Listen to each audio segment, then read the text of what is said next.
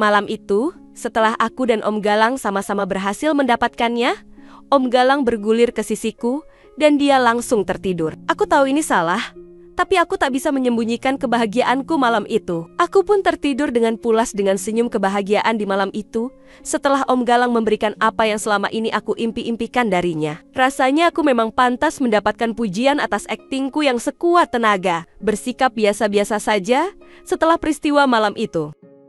Keesokan harinya, kami bersikap seolah tak terjadi apa-apa, malah terlalu biasa. Sampai-sampai aku sedikit kesal dengan kepura-puranya Om Galang, karena menganggap peristiwa yang bagiku sangat penting itu terlihat tak istimewa baginya. Hatiku merasa sedikit terluka. Mungkin bagi Om Galang, apa yang kami lakukan semalam hanyalah sebatas iseng belaka. Setelah beberapa hari setelah kejadian itu, entah kenapa aku selalu memikirkan Om Galang. Aku selalu mengecek media sosial Om Galang dan Tante Sri. Mereka tampak begitu bahagia sekali. Dan juga entah kenapa, pada diriku ada rasa cemburu dengan mereka itu. Suatu hari aku dalam keadaan bosan sekali di rumah. Putriku saat itu sedang berada di rumah neneknya. Sedangkan suamiku sedang berada di luar kota untuk urusan kerja dalam beberapa minggu. Aku masih menekan-nekan remote televisi yang tak tahu acara apa yang akan aku tonton.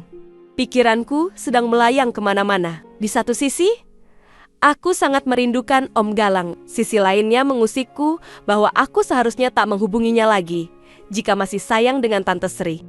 Tapi bagaimana kalau misalnya Om Galang ternyata mencari tambatan lain untuk pelabuhannya? Tidak, teriakku seraya aku mengacak-acak rambutku sendiri. Tidak mau aku membayangkan Om Galang bersama perempuan lain. Cemburu? Sangat cemburu yang aku rasakan. Tak lama berselang terdengar ketukan pada pintu rumahku. Aku melirik jam dinding. Sudah hampir jam 11 malam. Siapa yang datang selarut ini? Apakah Om Galang? Gumamku. Dugaanku ternyata memang benar. Om Galang sudah ada di depan rumahku, memakai kaos hitam dan jaket kulit, serta celana seragamnya lengkap dengan atributnya. Dan tak ketinggalan sepatu Lars Barat hitam miliknya. Aku tidak bisa menebak, apakah Om Galang yang tampak tegap ini sedang bertugas atau tidak. Om, masuk Om, ucapku mempersilahkannya untuk masuk dengan kalimat yang sangat tidak antusias. Om Galang pun merasakan sikapku itu. Ada apa Om Galang? Malam-malam datang ke sini, tanyaku sedikit cuek. Tidak ada apa-apa, lagi pengen kesini saja, jawab Om Galang. Loh, Tante Sri tahu tidak kalau Om Galang mau kesini? Tanyaku lagi. Gak tahu. Tenang saja kamu, aku kangen banget sama kamu Rani.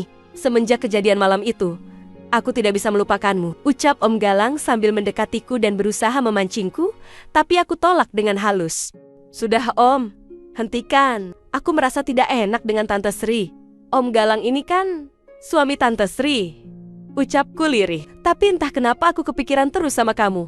Makanya aku datang ke sini. Jelas Om Galang kembali. Dia berusaha membuatku tersenyum lagi. Kita pergi yuk Rin, ajak Om Galang. Kemana Om? Malam-malam gini? Tanyaku heran. Sudah ikut saja, ucap Om Galang seraya meraih tanganku. Aku pun menurut apa saja yang dikatakan Om Galang itu dan mengikuti langkahnya. Selama hampir sejam, Om Galang memacu motornya ke daerah yang belum pernah aku kunjungi. Kurasakan jalanan semakin menanjak dan rumah-rumah semakin jarang. Udara dingin mulai semakin terasa sehingga aku merapatkan jaketku. Om Galang semakin memacu kendaraannya dengan kecepatan tinggi. Sehingga mau tak mau, aku merapat ke panggungnya untuk berpegangan supaya jangan sampai terjatuh. Tak lama kemudian, motor Om Galang berhenti pada sebuah kedai gubuk di pinggir jalan. Aku mencium bau jagung bakar mentega dari salah satu panggangan yang sedang dikipasi oleh seorang bapak tua. Om Galang berseru pada bapak tua itu. Pak, jagung bakarnya 2, sama kopi dan... Kamu mau kopi Rin? Tanya Om Galang padaku. Aku menggeleng, karena aku bukan seorang penikmat kopi. Tapi tadi aku lihat ada kalimat bandrek pada sebuah papan berisi tulisan menu yang disediakan. Jadilah aku memilih bandrek. Bandereknya 1 Pak, ujar Om Galang. Si bapak tua itu mengangguk. Entah mengapa pada wajahnya seperti sedikit terlihat cemas. Dari tadi dia mencuri-curi pandang padaku. Yuk Rin, ajak Om Galang. Aku mengikutinya, berjalan masuk ke dalam pondok bambu itu. Rupanya di dalam pondok bambu itu terdapat tempat lesehan memanjang yang langsung berbatasan dengan tebing curam, dengan bukaan jendela yang juga memanjang. Pembeli jagung bakar yang menikmati hidangannya mendapatkan pemandangan alam yang menakjubkan, kelap-kelip lampu kota di kejauhan. Aku pun mau tak mau menarik napas melihat pemandangan indah itu. Ah, Om Galang, bisa saja dia mengajakku ke tempat yang romantis seperti ini. Di dalam Y4 lesehan itu, ada 4 buah meja, 2 di antaranya ditempati oleh sepasang kekasih dan 3 orang pria pengendara yang sepertinya beristirahat dari perjalanan panjang. Aku benar-benar terpesona oleh pemandangan kota di lembah bukit kejauhan, sehingga aku mengabaikan keberadaan Om Galang selama beberapa saat sampai dia menegurku. Jadi, kenapa telepon saya nggak pernah kamu angkat, Rina? Tanya Om Galang penasaran. Aku pun teralihkan dan menoleh pada Om Galang dan kembali menunduk murung. Kemarin itu, waktu Tante Sri menelpon, aku benar-benar merasa nggak enak, Om. Ujarku. Om Galang mendengus sambil tersenyum. Rina, Om kasih tahu ya, yang namanya berkeluarga itu selalu seperti itu. Kadang ada drama, tertawa, sedih, bahagia, termasuk putra atau putrinya sakit. Harusnya kamu nggak usah ngerasa bersalah sampai segitunya. Jelas Om Galang sambil terkekeh. Nah, sekarang jadinya gimana? Kamu beneran gak mau ketemu Om lagi? Beneran? Tanya Om Galang mengembalikan topik pembicaraannya. Aku pun menunduk kembali. Sebenarnya, aku masih ingin terus bersama Om Galang. Tetapi, pertentangan batin ini terus terjadi pada diriku. Aku meliriknya. Dia tampak lahap sekali menyantap jagung bakarnya sambil sesekali menghirup kopinya. Om Galang tampak tenang. Tenang saja. Seolah kejadian kemarin itu tak mempengaruhinya sama sekali. Om, panggilku. Makan jagungnya, Rin. Bandreknya juga jangan sampai dingin. Anget-anget di gunung gini enaknya minum. Selagi panas-panasnya, sarang Om Galang. Aku pun membatalkan pertanyaanku dan menyeruput bandrek yang sudah ada di hadapanku. Hangat dan nikmat sekali rasanya. Jadi gimana? Tanya Om Galang lagi. Ya sudah, kalau Om Galang gak keberatan, ya... Aku mau terus bisa ketemu Om, ujarku sambil berusaha menahan senyumku. Gitu dong, Om kan bakalan kangen sama kamu, kalau kamu gak mau lagi sama Om, ledek Om Galang. Aku tersenyum lebar, mendadak perutku menjadi lapar karena bahagia. Aku pun menyantap jagung bakarku itu, enaknya. SSD. Rin, sini, kata Om Galang memberi kode padaku agar mendekat. Ada apa Om? Tanyaku heran. Om lagi kepingin nih. Bisik Om Galang pelan. Ih, jadi gimana dong? Mau pulang sekarang? Tanyaku. Nggak usah sayang, di sini saja, ucap Om Galang dengan serius. Hah? Aku pun jadi heran. Sambil melihat ke sekeliling, barulah aku sadari, ternyata ada beberapa pasangan muda-mudi yang masuk ke sebuah pintu di dekat meja lesehan. Aku pun melongok mencoba mengintip. Rupanya ada beberapa kamar dari bangunan dinding permanen beberapa puluh meter dari pondok itu. Ada kamar di sini, Om. Tapi apakah aman? Tanyaku khawatir. Om Galang mengangguk dengan mantap. Om sudah tahu tempat kayak apa di sini ini. Yuk kita keluar dulu, ajak Om Galang. Aku pun mengikutinya dan bangkit dari lesehan menuju halaman luar. Sorry Rin, bisik Om Galang. Sebelum aku sadari akan apa yang hendak Om Galang lakukan, tiba-tiba dia menekan telapak tangannya tepat pada lambungku hingga aku tiba-tiba merasa mual. Hoik, apa-apaan sih Om? Protesku sambil memegangi perutku yang sakit. Untung saja, makanan dan minuman yang tadi aku makan tidak sampai keluar.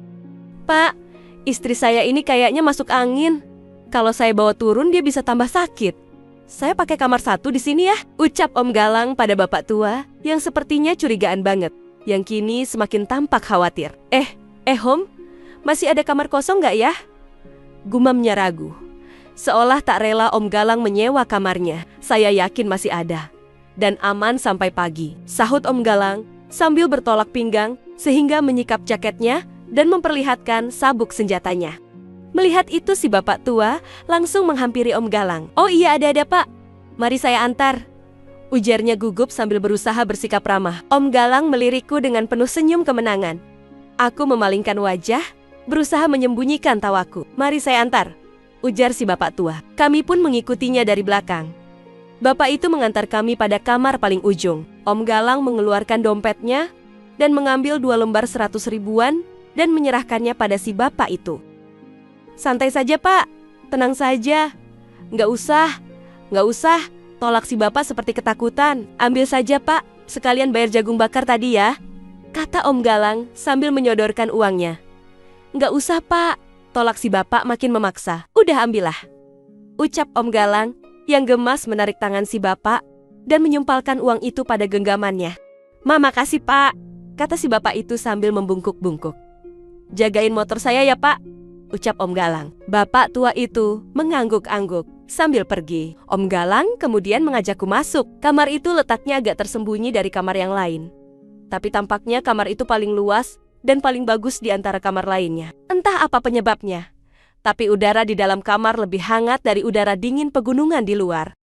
Ada sebuah tempat tidur ukuran queen size dengan spray putih bersih dan sebuah meja berisi 2 botol air mineral dan cermin. Aku pun melepas jaketku. Om Galang menutup pintu dan menguncinya. Kemudian dia menghampiriku dan berusaha melambungkan anganku. Aku serasa meleleh menerima perlakuannya itu. Aku kangen om, bisikku lirih. Om Galang tak menjawab. Dia menatapku sayu. Bitiwirnya sudah terbuka seolah tak sabar. Tanpa menunggu lama, aku pun dengan segera mengobati kerinduanku dengan Om Galang. Om malam ini mau langsung saja ya Rin? Pintanya. Rupanya Om Galang ingin langsung ke menu utama tanpa mau merasakan menu pembukaannya yang berlebihan. Aku pun mengangguk. Om Galang pun segera memulainya dengan penuh perasaan dan kasih sayang. Dalam kesempatan ini jauh lebih menyenangkan. Mungkin karena saat itu kami berdua merasa bebas dan aman, tidak ada gangguan. Tidak seperti yang pertama malam itu yang kami lakukan di antara suamiku dan istri Om Galang yang TDR di dalam satu ruangan. Sehingga malam ini, aku bisa lebih bebas bergerak sesukaku dan juga bernyanyi sesukaku pula. Kami berdua malam itu saling memuji dengan leluasa. Om lepasin di demikian boleh Rin? Pintanya. Ya boleh kok Om, ujarku. Yakin? Om Galang bertanya untuk memastikannya. Aku mengangguk. Tidak lama berselang, terasa olehku sesuatu yang mengalir. Berbarengan dengan saat aku sampai di demikian itu untuk kedua kalinya. Dan baru aku sadari, aku sedang di masa subur saat itu. Om Galang tersenyum. Dia menarikku dan memberikan hadiah kasih sayang dan terima kasihnya pada TV-ku. Aku pun hanya tersenyum tersipu malu. Kami pun akhirnya tertidur pulas. Aku terbangun di pagi sekitar jam 4 pagi. Kemudian setelah berbenah, Om Galang mengantarkanku pulang. Hari berganti hari, minggu berganti minggu, bulan berganti bulan. Dan akhirnya aku sadari bahwa hasil kerja payah dan melelahkan yang aku dan Om Galang kerjakan di malam itu ternyata berbuah. Mengetahui hal itu, Om Galang menjadi semakin sayang padaku. Dan setiap kali suamiku keluar kota, Om Galang pasti aku kabari. Dan dengan senang hati, dia akan menemui aku untuk menyirami demikian itu agar tumbuh dengan subur. Karena kebetulan, Om Galang juga sudah dipindah tugaskan ke kota di mana aku tinggal. Entah sampai kapan rahasia kami ini akan aman dari suamiku dan istrinya Om Galang. Bahkan setelah aku demikian, Om Galang mengajak Tante Sri datang menjenguk aku. Kelihatan Om Galang bahagia sekali, karena dia yakin itu adalah buah hatinya yang dititipkan padaku. Sampai cerita ini aku tulis, aku dan Om Galang masih terus berlanjut. Sedangkan Tante Sri istrinya Om Galang tak kunjung memiliki momongan. Demikianlah kisahku dengan Om Galang, suami dari tante suamiku itu. Sekian, dan terima kasih.